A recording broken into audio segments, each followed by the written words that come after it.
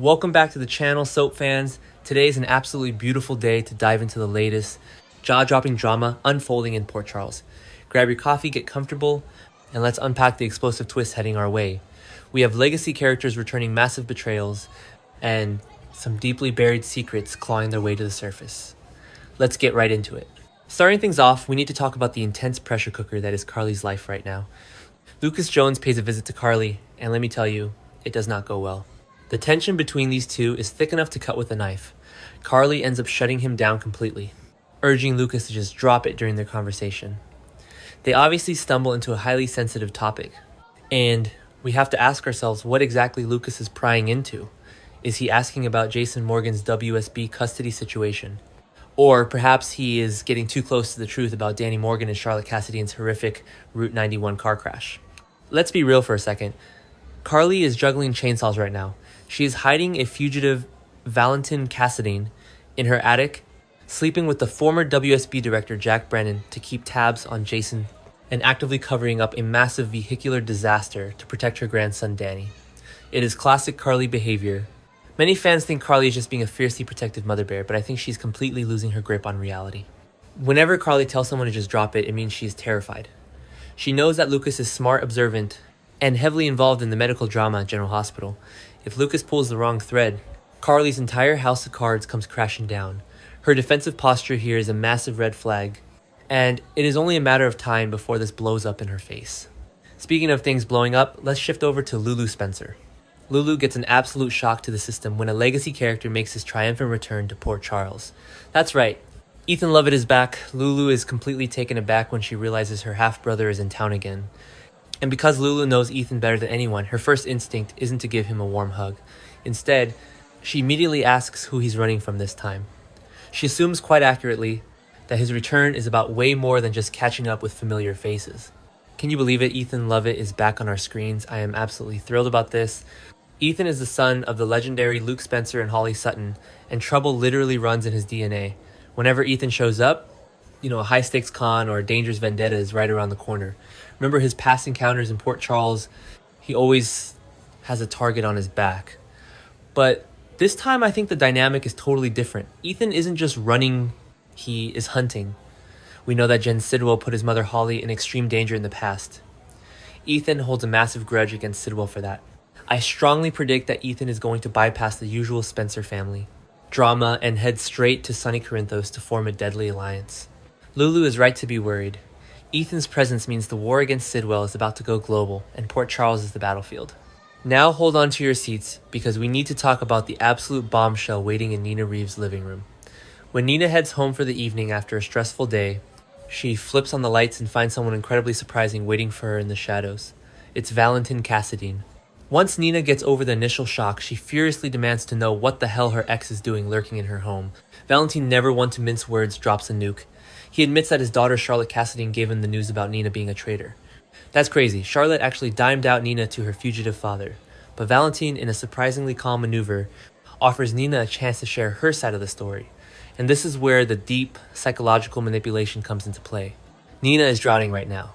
She might finally admit the truth. Jack Brennan has backed her into a terrible corner. Brennan is blackmailing Nina with that deleted traffic cam footage, showing a weeping Willow Kane near the scene of Drew Kane's shooting. Nina is only betraying Valentin to protect her daughter. Valentin, hearing this, makes a massive pitch. He suggests that they can neutralize Jack Brennan if they team up. I have to say, this is soap opera gold. Valentin and Nina have one of the most toxic, yet deeply fascinating histories in daytime television. Remember when Valentin hired Sasha Gilmore to pretend to be Nina's long-lost daughter? He destroyed her world, but he always claimed he did it out of love. Now he's offering to be her dark knight again. Many fans think Nina should run far away from Valentin, but I think this is the perfect alliance. Brennan is a highly trained WSB operative, but Valentin is a Cassidy. He knows how to fight dirty in the shadows. If Nina and Valentin pool their resources, Brennan won't know what hit him. But here's the kicker. Carly is currently sleeping with Brennan and hiding Valentin. When these intersecting triangles finally collide, the fallout is going to be apocalyptic. Meanwhile, over at Laura Collins' place, the stakes are getting incredibly high. Ezra Boyle, the man Jens Sidwell tasked with keeping the mayor in line, is having a major crisis of conscience. Ezra contends to Laura that he is the reason Sidwell framed her for murder. Let that sink in. Framed her for murder, Ezra is carrying an immense amount of guilt, looking terrified of Sidwell's wrath. But Laura, she doesn't flinch.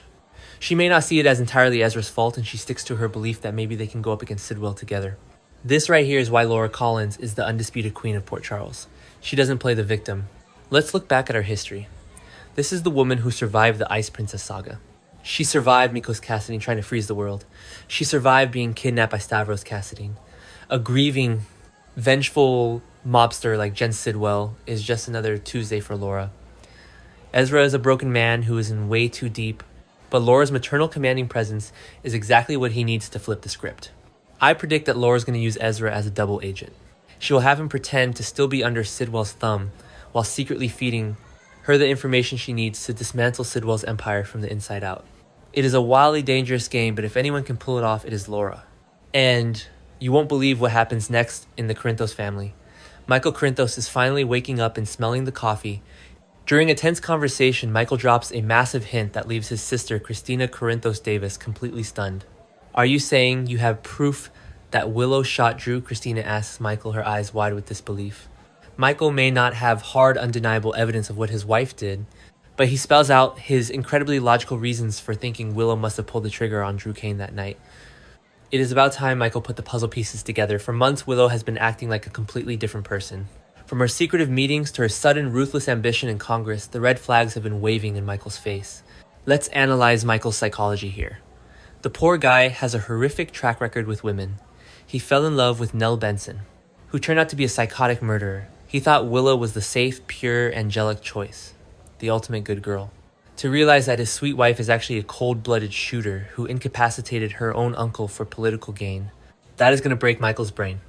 He is probably terrified that he is cursed to only love monsters.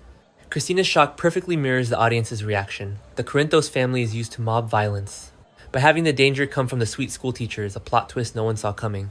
Which brings us to the most explosive confrontation of the week. Willow Kane is completely off the rails, and she is taking no prisoners. She tracks down Michael's new girlfriend, Jacinda Bracken, at the Crimson offices, corners her, and delivers a fierce, unhinged threat. Willow warns Jacinda to stay away from her children from now on, promising that Jacinda won't like the consequences if she doesn't listen.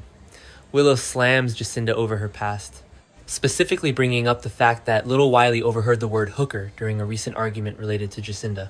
Willow forcefully argues that Jacinda is a terrible influence on the kids. The absolute staggering hypocrisy of Willow Tate Kane, I am furious, just thinking about it. Let's rewind the tape for a second. Willow is standing there on her high horse judging Jacinda for her colorful past. When Willow herself was a willing participant in the Dawn of Day cult, she was brainwashed by Shiloh. And let's not forget the current reality. Willow is actively covering up the fact that she shot a man in the back. How dare she call anyone else a bad influence? Willow is acting less like a concerned mother and more like a territorial mob boss. She is deeply threatened by how quickly Wiley is bonding with Jacinda over video games and school projects.